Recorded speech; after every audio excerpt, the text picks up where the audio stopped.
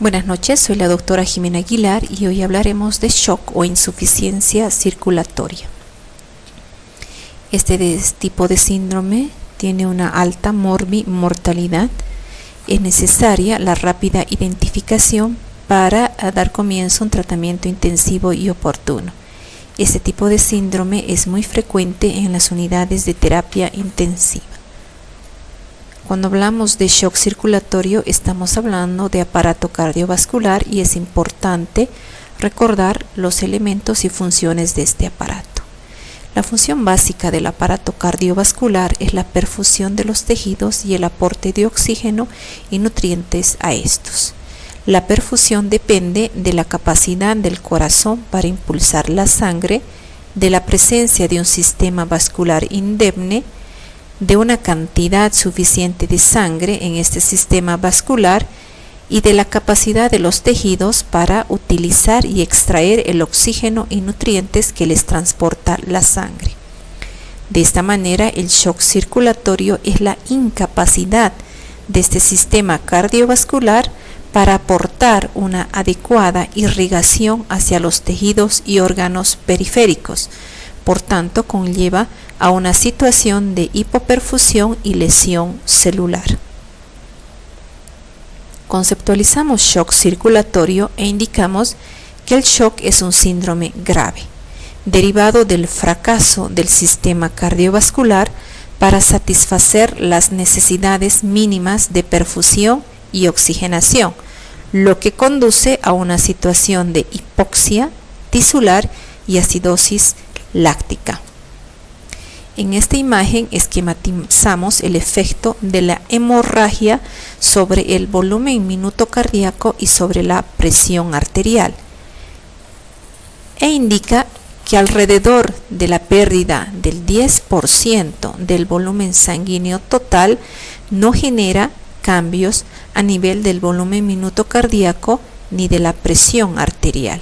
Sin embargo, pérdidas entre el 10 al 25% generan alteraciones en el volumen minuto cardíaco, pero no así en la presión arterial debido a la instauración de mecanismos de compensación a través del sistema nervioso simpático, generando incremento de la frecuencia cardíaca y una vasoconstricción. Pérdidas de entre el 35 y 45% del volumen sanguíneo total producirán la disminución del volumen cardíaco minuto y de la presión arterial incluso hasta cero.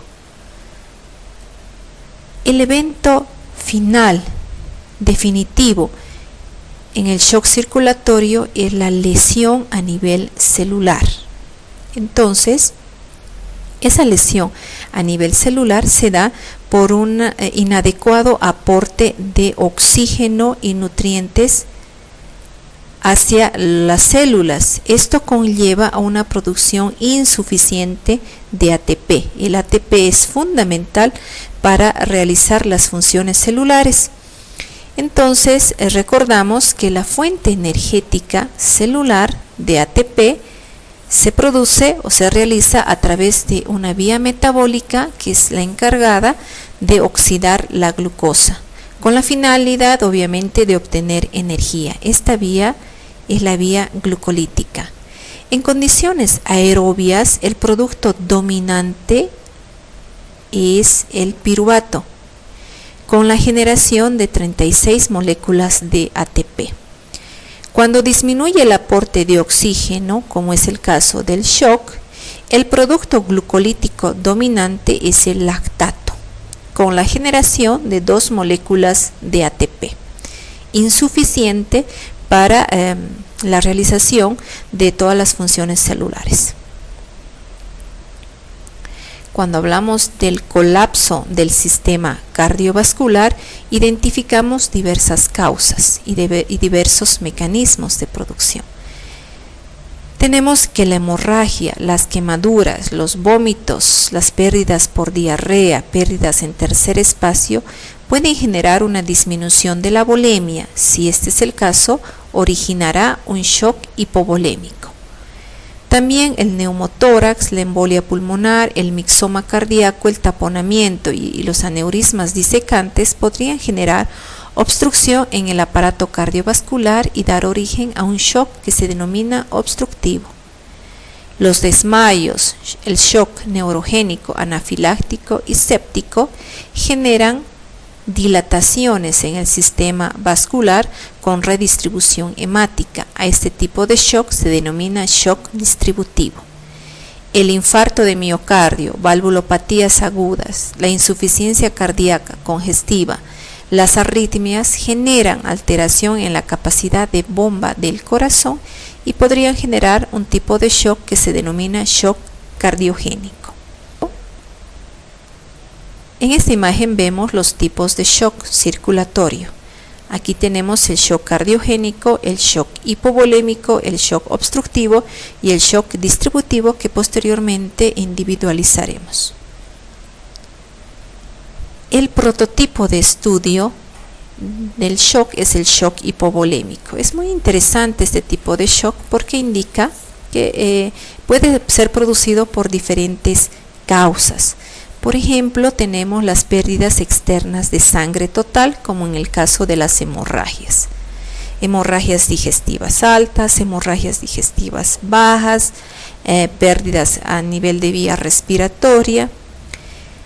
Las pérdidas de plasma, como en el caso de los quemados, las pérdidas de líquido extracelular, líquido gastrointestinal, pérdida a través de la diarrea y de los vómitos, muy frecuente también en niños, las pérdidas internas, hemorragias internas, las pérdidas en tercer espacio. Estas pérdidas deben producirse de manera aguda y en porcentajes de entre el 15 al 20% de esa pérdida aguda de volemia pueden generar una disminución del volumen sanguíneo.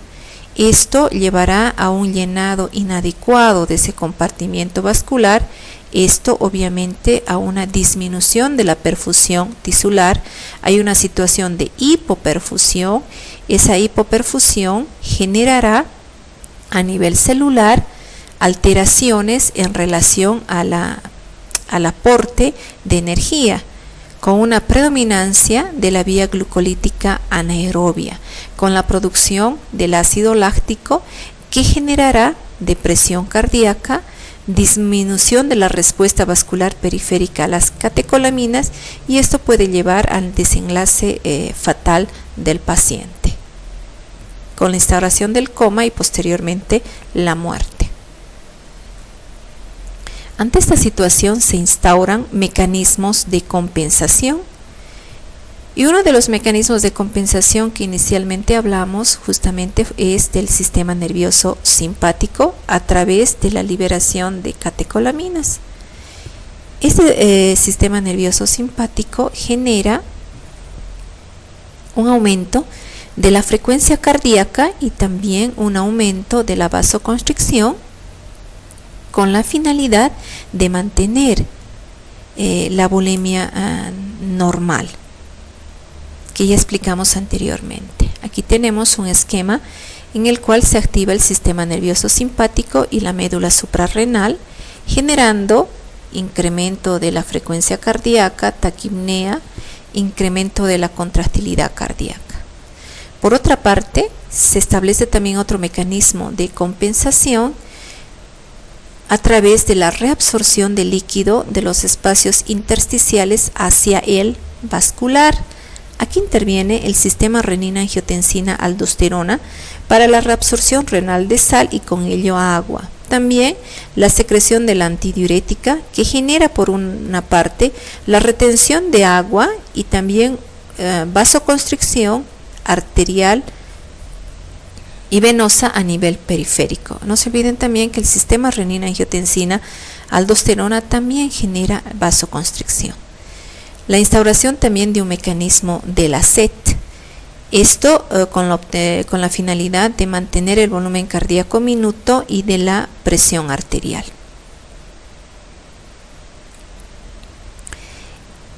Cuando se produce el shock hipovolémico, los mecanismos de compensación tienen la finalidad de mantener el volumen minuto cardíaco y mantener la presión arterial. Es por eso que estos mecanismos se activan. Aquí tenemos el sistema nervioso simpático, que es activado a través de la liberación de catecolaminas y de la activación misma de los receptores, especialmente alfa y beta 1, para aumentar la frecuencia cardíaca, generar vasoconstricción y aumentar la contractilidad. Eso con la finalidad de mantener el volumen cardíaco minuto y la presión arterial. Por otra parte, también tenemos aquí el sistema renina-angiotensina-aldosterona, que van a generar vasoconstricción, aumento de la retención de sodio y agua. También a nivel renal se ha visto que existe la liberación local de algunos vasoconstrictores y se ha identificado a estos vasoconstrictores como la norepinefrina, la angiotensina 2, la vasopresina y la endotelina, que también participarían en la mantención del volumen minuto cardíaco y de la presión arterial.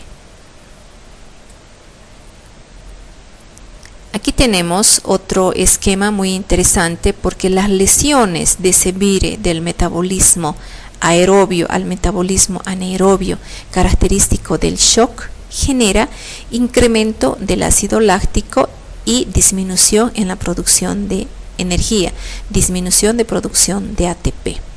Estos eventos generan alteración a nivel de la membrana celular de sodio y potasio. Esta alteración en la membrana celular va a producir diferentes efectos. Por ejemplo, activación de cascadas inflamatorias, la producción de radicales libres y la liberación de mediadores de la inflamación. Esto por una parte. Sin embargo, la alteración de la membrana celular y específicamente de la bomba de sodio y potasio generará un incremento del sodio intracelular, y ese incremento del sodio intracelular generará edema celular, aumento de la permeabilidad de la membrana celular, la ruptura de las membranas lisosómicas, una alteración en la actividad mitocondrial. Esta alteración en la bomba de sodio y potasio que genera el incremento de sodio intracelular genera la ruptura de las membranas lisosómicas. Esto es altamente peligroso porque produce la liberación de enzimas. Estas enzimas liberadas intracelularmente generarán la destrucción de la célula, produciendo la muerte de la célula. Entonces, el evento definitivo que se produce en el shock hipovolémico es la lesión a nivel celular. Es por eso que esta aseveración indica: el shock ejerce sus efectos definitivos a nivel celular cuando la circulación es incapaz de transportar oxígeno y nutrientes necesarios para la producción de ATP, con un vire de la vía glucolítica aerobia a la vía glucolítica anaerobia. Los efectos finales son a nivel celular, con la predominancia en situación de shock de la vía metabólica anaerobia con la producción de lactato. En esta imagen tenemos una explicación de la vía glucolítica anaerobia y la vía glucolítica aerobia. En el shock, la predominancia es la vía glucolítica anaerobia, con la generación del ácido láctico. El ácido láctico generará, obviamente, una menor producción de energía, y esa menor producción de energía tendrá repercusiones sobre la función celular y alterará la bomba de sodio-potasio. Esta alteración de la bomba de sodio y potasio incrementará el sodio que se encuentra dentro de la célula y la pérdida de potasio. El incremento de ese sodio generará tumefacción celular y aumento de la permeabilidad de membranas. Eso producirá alteraciones a nivel de la actividad mitocondrial, la ruptura de las membranas lisosómicas y la liberación enzimática y destrucción intracelular,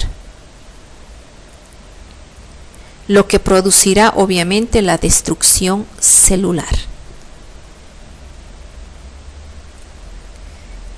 Cuando hablamos de tipos de shock, hablamos del shock cardiogénico. El shock cardiogénico se refiere a la incapacidad del corazón para bombear sangre en forma adecuada. Esta incapacidad tendrá repercusiones hemodinámicas anterógradas y retrógradas. Cuando hablamos del shock cardiogénico, identificamos las causas. El infarto de miocardio es una de las causas más frecuentes de shock cardiogénico. La alteración de bomba y las arritmias, alteraciones en el tabique interventricular, aneurismas, alteración valvular aguda, cirugía de corazón abierto, miocardiopatías, coronariopatías son causas de shock cardiogénico. En esta imagen tenemos alteraciones electrocardiográficas. Tenemos una elevación del segmento ST, un supranivel del segmento ST. Tenemos también aquí un infranivel del segmento ST, una inversión de la onda T, característicos del infarto de miocardio. También tenemos aquí un trastorno del ritmo que puede estar relacionado también como causa del shock cardiogénico. Una taquicardia supraventricular de respuesta ventricular elevada que puede generar shock. Cuando hablamos de shock cardiogénico, una de las causas más frecuentes es el infarto de miocardio. El infarto de miocardio produce disfunción miocárdica, con disfunción sistólica y disfunción diastólica. En la disfunción sistólica disminuye el volumen minuto cardíaco, disminuye el gasto cardíaco y genera una situación de hipotensión que generará una situación de hipoperfusión coronaria. Esa hipoperfusión coronaria generará isquemia miocárdica y mayor disfunción. Generará por otra parte una disfunción diastólica que posteriormente podrá generar incremento de la presión telediastólica del ventrículo izquierdo, congestión pulmonar, una situación de hipoxemia, hipoperfusión sistémica, acidosis y mayor disfunción miocárdica. El shock obstructivo es un tipo de shock circulatorio que es producido por una obstrucción mecánica del flujo de sangre que corre por la circulación central y puede ser a nivel de grandes venas del corazón o de los pulmones. Cuando hablamos de shock circulatorio obstructivo, indicamos que una causa muy frecuente es el tromboembolismo pulmonar. En esta imagen vemos un trombo que se encuentra en ventrículo derecho, que se encuentra también dilatado. Otra causa de este tipo de shock circulatorio obstructivo es el taponamiento cardíaco. En esta imagen vemos la silueta cardíaca y tenemos alrededor la presencia de líquido pericárdico, que es el que está generando la obstrucción. Cuando hablamos de shock obstructivo, identificamos muy bien las causas: embolia pulmonar, aneurisma de la aorta, taponamiento cardíaco, neumotórax, mixoma auricular, evisceración de contenidos abdominales que pueden generar aumento de presión en las cavidades cardíacas derechas y estas posteriormente insuficiencia cardíaca derecha con incremento de la presión venosa central y generando además distensión yugular. El shock obstructivo debe ser tratado de manera inmediata y se trata a través de la identificación de las causas, ¿no? Si se produce una embolia pulmonar, la embolectomía. Si se produce un taponamiento cardíaco, la pericardiocentesis. Y así identificando la causa y tratando la causa. Otro tipo de shock es el shock distributivo. El shock distributivo en el cual el problema se encuentra a nivel de las resistencias vasculares. El shock distributivo se caracteriza porque existe una pérdida del tono de los vasos sanguíneos y eso genera un agrandamiento del compartimiento vascular y genera un desplazamiento del volumen vascular. Estos eventos se producen por disminución del control simpático del tono vasomotor por sustancias vasodilatadoras.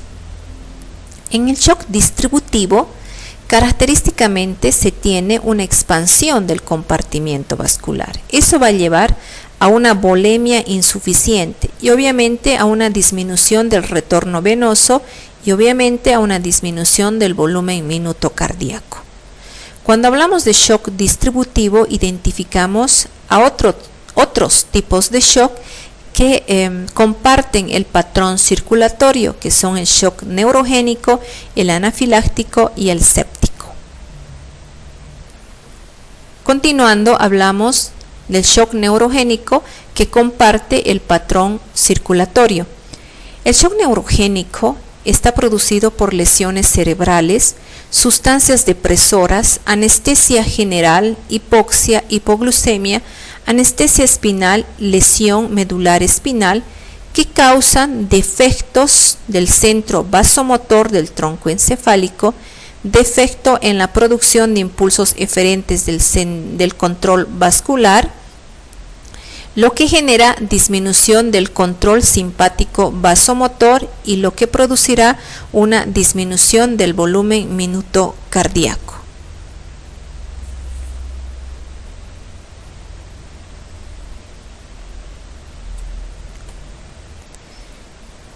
Cuando hablamos del shock neurogénico, hablamos también de una lesión raquídea o lesión de la médula espinal que se produce por encima de la mitad del tórax y puede interrumpir la transmisión de impulsos provenientes del centro vasomotor. Compartiendo el mismo patrón circulatorio tenemos el shock anafiláctico. El shock anafiláctico se debe a un proceso inmunitario que desencadena la liberación de sustancias vasodilatadoras, la histamina especialmente, generando vasodilatación a nivel arteriolar y también de venas, y también generando alteración de la permeabilidad capilar y produciendo edema laringeo, broncoespasmo, colapso circulatorio, contracción del músculo gastrointestinal, uterino, urticaria y angioedema. En el shock anafiláctico tenemos ese proceso inmunitario, desencadena la liberación de sustancias vasodilatadoras como la histamina, y esa liberación va a ser responsable de los signos y síntomas que presenta el paciente.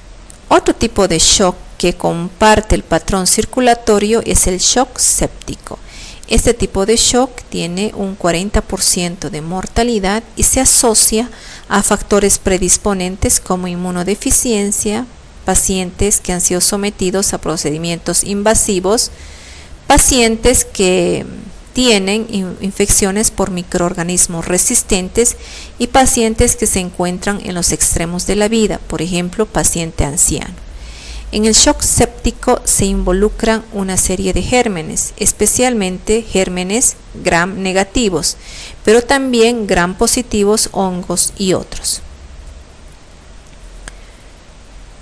El shock séptico ha sido considerado como el tipo más frecuente de shock vasodilatador. Se asocia a coagulación intravascular diseminada y un síndrome de disfunción multiorgánica. En el shock séptico intervienen mediadores inflamatorios y también mediadores de respuesta inmune y de la coagulación. En el shock séptico se produce la secreción no regulada de mediadores o citocinas inflamatorias. Por ejemplo, identificamos el factor de necrosis tumoral alfa, la interleuquina 1, la interleuquina 8, Por ejemplo, la interleuquina 8 está relacionada con la perpetuación de la inflamación tisular, el factor de necrosis tumoral alfa con la adhesión leucocitaria, la mayor secreción de proteasas, la secreción de prostaglandinas y la activación de la coagulación. Por otro lado, también se identifican otro tipo de mediadores, la interleucina 6 o interleucina 10, también interleuquinas, que están relacionadas con la amplificación de respuesta inflamatoria en fase aguda, producen mayor cantidad de mediadores. En el síndrome séptico también se produce la lesión directa de los vasos, se produce la activación de la cascada del complemento, la mayor secreción de prostaglandinas vasodilatadoras.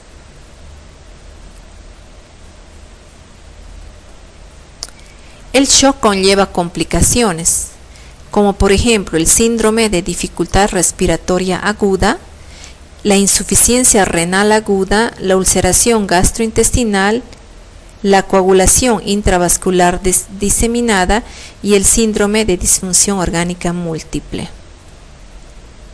Cuando hablamos de la lesión pulmonar aguda o síndrome de dificultad respiratoria aguda, decimos que esta complicación tiene su inicio de manera rápida, con una disnea profunda de 12 a 48 horas luego del episodio inicial.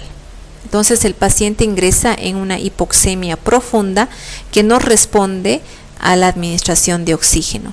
Y esta hipoxemia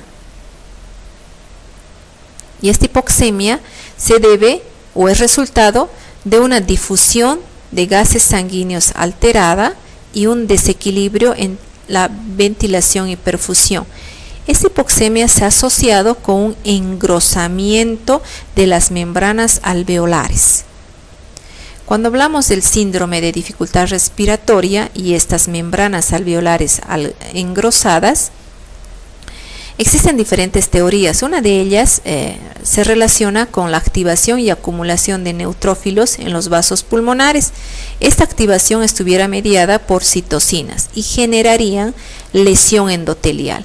Esa lesión endotelial generaría fuga de los líquidos y proteínas hacia el intersticio y espacio alveolar, produciendo colapso alveolar. Y ese colapso alveolar generaría las variaciones en el intercambio gaseoso. En cuanto al colapso alveolar, también se ha identificado que podría estar relacionado con una alteración en la producción del surfactante. Otra de las consecuencias muy frecuentes es la insuficiencia renal aguda, básicamente por la vulnerabilidad de los túbulos renales a la isquemia. El mecanismo más frecuente identificado es la necrosis tubular aguda y suele ser necesario en muchos casos el tratamiento de sustitución a través de la hemodiálisis. También se presentan complicaciones gastrointestinales, esto por la vasoconstricción generalizada que se produce, que disminuye la perfusión de la mucosa y podría generar procesos hemorrágicos. Otra de las complicaciones es la coagulación intravascular diseminada, en la cual existe un desequilibrio entre la coagulación y la fibrinólisis. Entonces, en la coagulación intravascular diseminada se produce una generación incontrolada de trombina, lo que genera un depósito de fibrina en la circulación y el consumo de plaquetas y factores de la coagulación. Ese consumo nos llevaría a un sangrado difuso. El depósito de fibrina en la microcirculación genera daño isquémico a nivel de los tejidos y también genera lesión de los glóbulos rojos y hemólisis. Ante ese depósito de fibrina en la microcirculación se activa la fibrinólisis secundaria para mantener la permeabilidad del vaso. Pero esa fibrinólisis secundaria también puede llevar hacia el sangrado difuso. Otro síndrome es el síndrome de disfunción multiorgánica, en la cual tenemos la disfunción de múltiples órganos, los factores de riesgo, paciente con traumatismo grave, paciente con sepsis, paciente con hipotensión mantenida, disfunción hepática, infarto intestinal, paciente alcohólico y paciente en edad avanzada. Diagnóstico. ¿Cómo diagnosticamos el shock? El shock lo diagnosticamos en base a signos clínicos, hemodinámicos y bioquímicos que se pueden resumir en 3 componentes: la hipotensión arterial, la hipoperfusión tisular y la hiperlactatemia. Vamos a hablar del primero, la hipotensión arterial. En general, la presión sistólica es menor a 90 milímetros de mercurio, o tenemos una presión arterial media menor a 70 milímetros de mercurio con taquicardia asociada. La hipoperfusión tisular, con signos clínicos que se observan a través de 3 ventanas corporales. La ventana cutánea, es decir, el paciente tendrá piel fría y húmeda, con una vasoconstricción y cianosis. La ventana renal, con una diuresis menor a 0,5 ml por kilogramo hora. La ventana neurológica, con alteración del estado mental, el paciente está obnubilado, desorientado y confuso. Y el otro parámetro es la hiperlactatemia, que indica una alteración en el metabolismo del oxígeno celular. La hiperlactatemia será mayor a 1.5 milimol litro en el caso de la insuficiencia circulatoria aguda. Bueno, aquí les presento la bibliografía. Gracias. Hasta pronto.